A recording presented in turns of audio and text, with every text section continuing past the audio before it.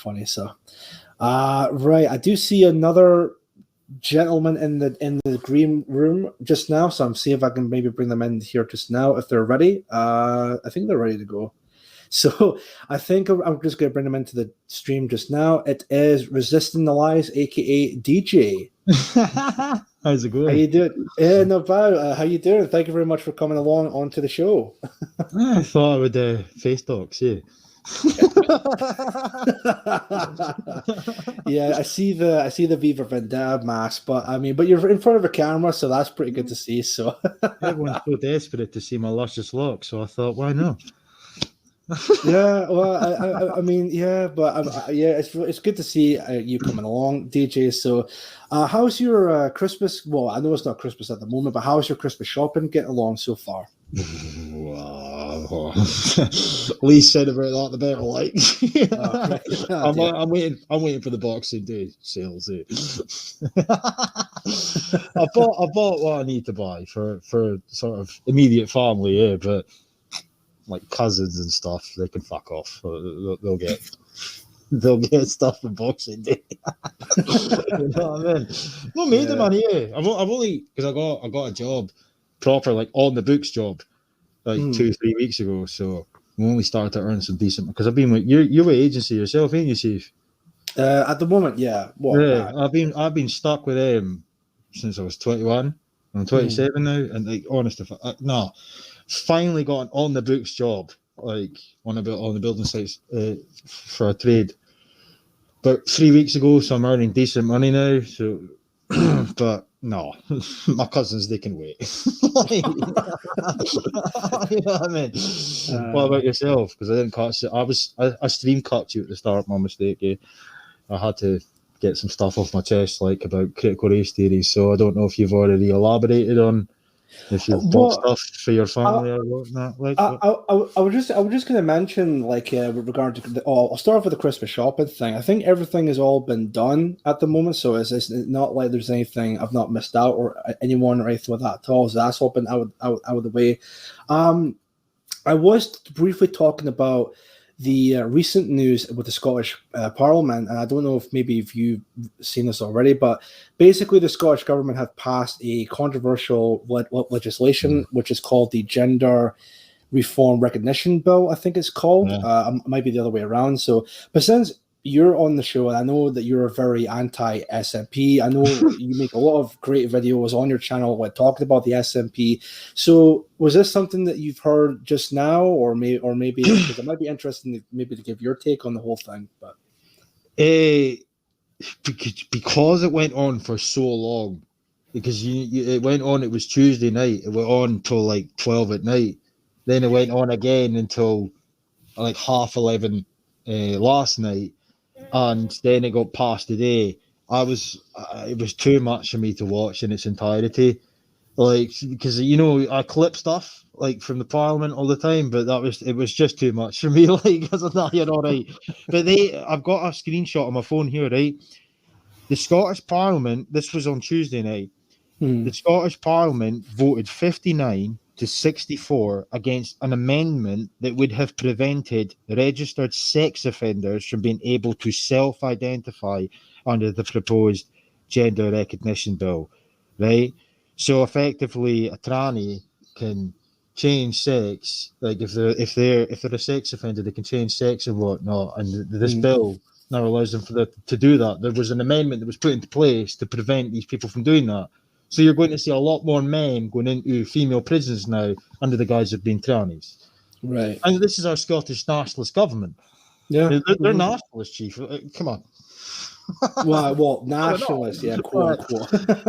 This is what we're dealing with here. But no, it's the thing that annoys me about the Scottish Parliament is the fact that they love the Scottish Nationalist Party, love to brag about democracy, but yet 4 out of the 5 major parties within Holyrood are all very left-leaning.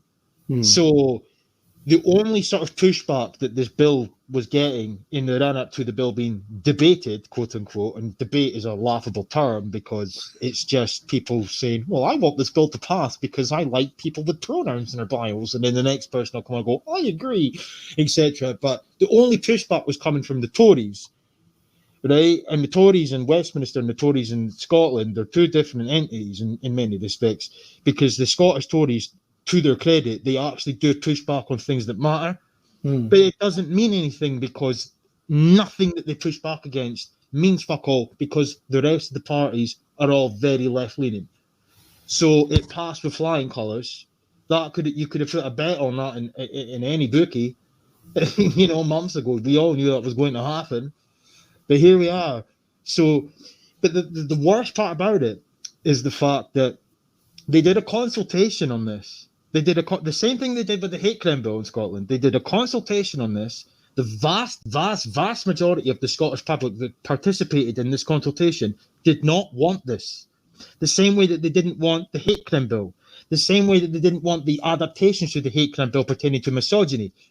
Right? So that's three separate entities, or three separate incidents, that I can think of in recent memory where the public at large in Scotland have been asked an opinion and the SNP have ignored it and just gone with it anyway. Why? Because they know they can pass it, because the vast majority of the parliament is left-wing. And they all have got their wee puppet strings pulled by the likes of Klausy Swabby and the rest of these dickheads like Antonio Guterres, etc. Because they're United Nations puppets. That's all they are. The Holyrood needs to go. It really does need to go, but no. So I'm not surprised by this. So now we have 16-year-olds in Scotland can now change their gender. Yep. Mm-hmm.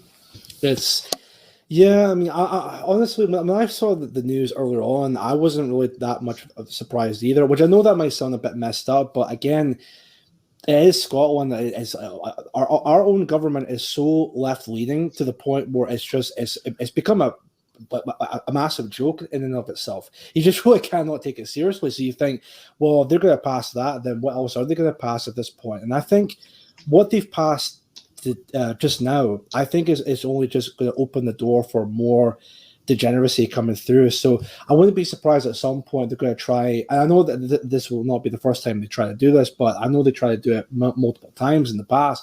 But I wouldn't be surprised at some point if the SNP or basically the Scottish government in its entirety will at some point try to normalize stuff like pedophilia or like any kind of horrible degeneracy whatsoever. I mean they've done this, so which of course that might open the doors for all kinds of possibilities, but that do tie into that. So if they're doing that, then there's no much of a surprise anymore that they'll try and normalize all that kind of stuff in the near future. Right. I have to nip off now. Mm-hmm. Will you carry on? No worries. Well, thank you very much, St. Harrison, for coming along on the show. Appreciate you being here. Thank you. Everyone have a good Christmas. My Christmas video will be out probably Saturday, and Chief Moody is in it. Oh, based. I can't wait for that. I'll definitely Take care, everyone. Same to yourself, St. Harrison. You take care. Bye-bye. Right, let's see. I'll remove this now. He's gone. Okay, perfect. Well, that was St. Harrison. I greatly appreciate him coming along on the show. That was great. And of course, with me just now is Resisting the Lies, or DJ, who is a known Scottish content creator who produces a lot of great content, mainly talking about the SNP. We just had a chat about that just now in terms of the recent bill that's just been passed here in Scotland, which of course is really not much of a surprise anymore, because it's what can you really say to it at this point? Because anything they do pass, you're just like, well, they're going to pass it, which I think is a good point that you brought up in terms of like democracy. They only care about democracy when it's only their version of democracy. But if something doesn't go along their way or their path, then all of a sudden it's like tyranny. It's like, oh, it's Westminster's fault, blah blah blah. It's like, But you say it's Westminster's fault, but you're also the same group of people who will ask them for favors or ask them for money at the same time, but then will blame them for like any problems you're going through just now. It's like, but like, there's just no consistency with them whatsoever. But I mean, even the COVID stuff, like Boris Johnson would say one thing, then Nicola Sturgeon would do it a few weeks later. Right. But yeah, it's like they did the same thing. But yet the media in Scotland, if you remember, was like, "Oh, Nicola Sturgeon, she's so great." They would think this was like Jesus Christ had been reincarnated as a woman with a bowl cut. You know, and she'd fluttered down. Oh, don't you worry, I've got you. Like, it was the same shit.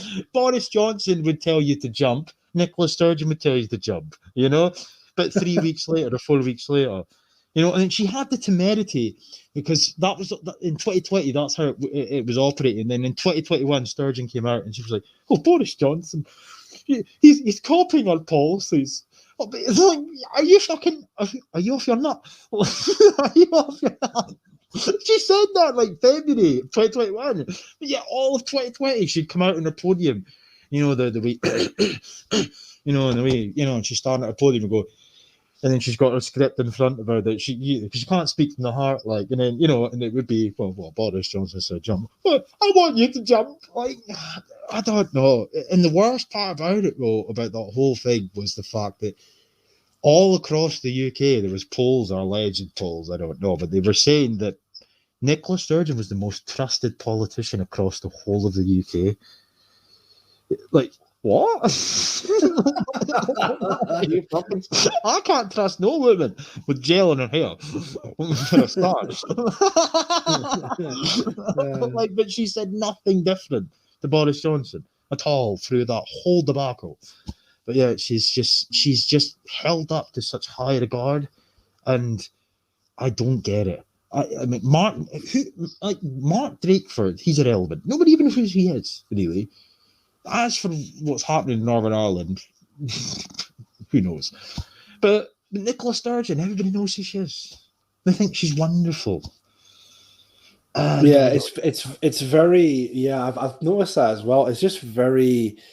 I mean, dare I say, like cult-like behavior. Like, if you honestly say anything bad about Sturgeon, even it could be with like a constructive criticism, like, oh, she's bad because of because our healthcare is really down the drain. Our education system is absolutely horrendous. Like anything at all that could be constructive in nature, you do that, and then it's like World War III. Like, oh, how dare you talk bad about our comrade Sturgeon? Like, how dare you? She's the great first minister of this country, and it's like, have you all been paying attention to what's actually been going on? But mainly in this case, it's all to do with independence. They're like, well, she's going to bring independence to Scotland. It's like, right, so she's going to bring independence to Scotland, but then want us to rejoin the EU, which defeats the whole purpose of us becoming an independent nation. Yeah. Okay. Don't get me started on like. Oh my God. No, you're not wrong though. And I mean, do you remember 2019? Do you remember the election? It was about November, December time, and then Sturgeon had the bus, the Stop Brexit bus. Yes, I remember that. Then you fast forward to where we are now, and it's like, the Tories, they're democracy denials, so they're denying Scotland's democracy. What do you think? When you're driving about in your Stop Brexit bus, is that not denying democracy? Is that not the same thing? It's remarkable. Like, underneath that bulkhead is a really, really, really limited amount of brain cells in Nicola Sturgeon. That hair gel's going to her head, eh? Yeah. That's why my hair's dry, keeping the IQ alive. Yeah, it just really comes off as when it with Sturgeon and the rest of the SNP, it's like rules for thee but not for thee type of idea. Right. So it's completely fine when she and her ilk does it, but when other people would do it, even if it's like a very justifiable way, it's like, oh, this is like end of democracy, this is tyranny all over again, like fuck Westminster. And it's like, but you do the very thing that you criticize Westminster for or claim that they do. Like, you do exactly that. But of course, it's completely fine when you do it. But when everyone else does it, then they're tyrannical douchebags, apparently.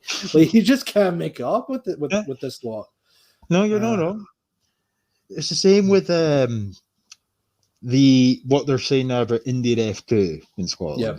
So if in the event Scotland obtains a referendum and Scotland wins said referendum, that's also a vote for rejoining the European Union. Yep. The reason for that is that Sturgeon herself ruled out a referendum at a later date for us to decide. So we win our independence, right? Right. She ruled out a referendum at a later date for us to say, well, we're now independent. Do we want to rejoin the European Union or not? She ruled that out. Right? So if you vote for yes in a referendum, you're voting to rejoin the EU, right? Is that not democracy denial? If you think about it, because she's denied you the opportunity to decide whether or not you, as a Scot, want to rejoin the EU or not. So your choice is effectively remain part of the United Kingdom or rejoin the EU. That's democracy denial.